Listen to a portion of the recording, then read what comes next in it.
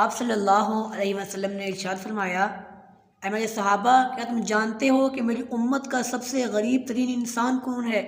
صحابہ نے عرض کیا، یا رسول اللہ صلی اللہ علیہ وسلم، کہ وہی شخص کہ جس کے پاس دولت نہیں ہے؟ تو آپ صلی اللہ علیہ وسلم نے فرمایا، نہیں، بلکہ میری امت کا سب سے غریب ترین انسان وہ ہے کہ قیامت کے دن اللہ تعالیٰ کے دربار میں حاضر ہوگا اور اس کے پاس نیکیوں کے انبار ہوں گے۔